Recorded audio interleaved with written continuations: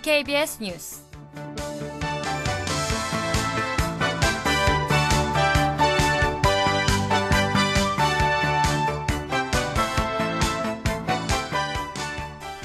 박근혜 대통령이 오는 17일 여야 대표와 청와대에서 회동합니다. 한국이 사상 처음으로 기준금리 1% 시대를 맞게 됐습니다.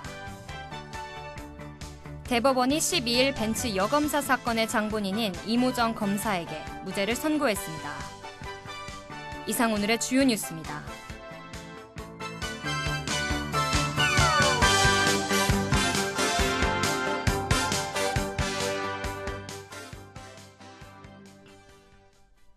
박근혜 대통령이 오는 17일 새누리당 김무성 대표와 새정치민주연합 문재인 대표와 청와대에서 회동합니다. 박 대통령은 특히 이날 회동에서 최근 이뤄진 중동 순방의 성과를 설명하고 경제 살리기 등 민생 현안에 대한 여야의 협조를 요청할 것으로 전해졌습니다. 특히 지난 18대 대통령 선거에서 경쟁을 벌였던 박 대통령과 문 대표가 자리를 함께하기는 2012년 대선 이후 2년여 만에 처음이어서 주목됩니다. 이날 회동에서 박 대통령은 현재 국회에 계류 중인 민생 입법을 비롯해 공무원 연금 개혁 등 당면 현안에 대한 여야를 떠난 초당적 협력을 요청할 전망입니다.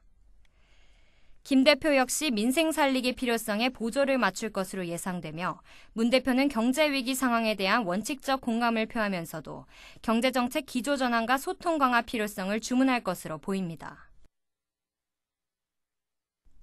한국이 사상 처음으로 기준금리 1% 시대를 맞게 됐습니다. 디플레이션 우려가 나올 만큼 경기 회복세가 미약한 가운데 전 세계적인 통화전쟁 상황에 대응하려는 조치로 풀이됩니다. 한국은행은 12일 기준금리를 종전 연 2%에서 1.75%로 인하하기로 결정했습니다. 지난해 두 차례에 걸친 금리 인하와 모든 경제 정책을 총투입하고도 경기가 살지 않자 추가적인 통화 완화 정책을 편 것입니다. 특히 한국의 통화 재정 당국을 최근 당혹스럽게 한 부분은 사실상 마이너스 수준으로 내려가 버린 물가입니다.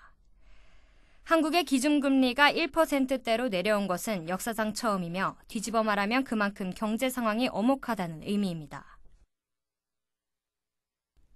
대법원이 12일 벤츠 여검사 사건의 장본인인 이모정 검사에게 무죄를 선고했습니다. 벤츠 승용차 등 이 씨가 받은 금품의 대가성을 인정하지 않은 결과입니다. 이 씨는 최모 변호사로부터 특정 사건의 수사를 담당 검사에게 재촉해달라는 부탁과 함께 5,591만 원 상당의 금품을 수수한 혐의로 2011년 구속 기소됐습니다. 이 씨는 2007년 최 변호사와 내연 관계를 가진 뒤 경제적 지원을 받아왔고 이는 2010년의 사건 청탁과 무관하다고 주장했습니다. 대법원은 이 씨가 받은 청탁과 금품 사이에 대가 관계가 없다고 판단한 원심의 결론은 정당하다고 말했습니다. 끝으로 내일의 날씨입니다. 내일은 구름이 조금 많다가 오후엔 차차 맑아지겠습니다.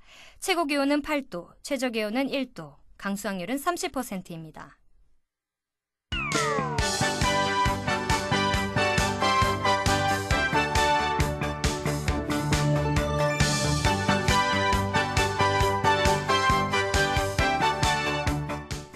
이상으로 DKBS 뉴스를 마치겠습니다. 제작의 DKBS였습니다.